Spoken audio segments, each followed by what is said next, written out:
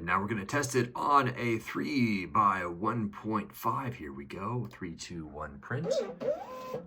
Well, that was crazy fast. Here's how you set up this printer. Now you're going to clip it on this side and this side. And when you squeeze those, it pops up like so. And you're going to be opening up the little feeders as wide as possible to about there. You're going to get the 4x6, you're going to thread it in the back, and as it comes through, you're going to slowly push this together. Don't quite pinch it a lot because you want this to move rather nicely, okay? And then if you'd like, you can even kind of pull it out a little bit like so, and then once it snaps down, all you have to do is there's a little rocker switch back there, which you can feel, and it starts on up.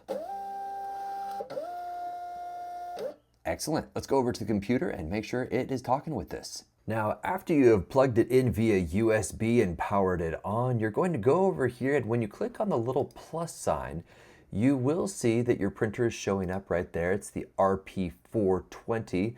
However, you won't be able to actually install this because Macs don't natively accept it. So that's okay, don't worry. We're just going to close that for just a moment. But do remember that this model number is RP420 because we are going to go over to the Rongda website, rongdatech.com, and we're just going to go to their driver download section, search for 420, which is ironic because we're here in the Pacific Northwest, specifically Washington.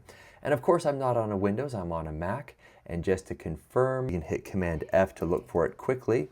And there it is, RP420. And then Rongda kicks you over to OneDrive.live.com, which is honestly a little sketchy that they're storing files on here. So yes, unfortunately, you'll have to have a Microsoft account to even log in to download this. So that's kind of lame, but I do have a Microsoft account.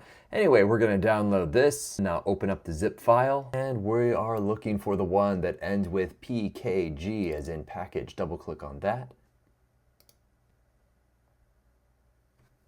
Now, when we go over to our printers and scanners under our settings and we click the little plus sign, and when we click on the RP420, select software, you're going to go over here and you're going to type in RP and then 4 because this is the model 420.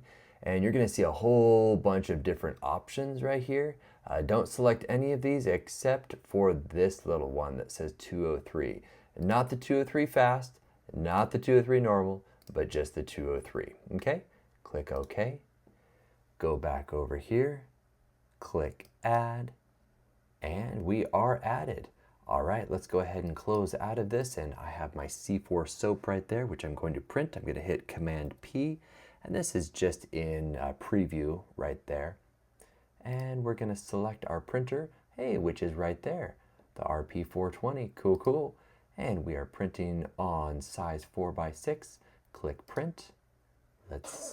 Oh, there it is. It printed out beautifully. Well, not beautifully. Obviously, it's going to print in black and white, not grayscale. But for things like shipping labels or UPC codes, that's going to work wonderfully. So that was pretty darn fast. Hope this helps.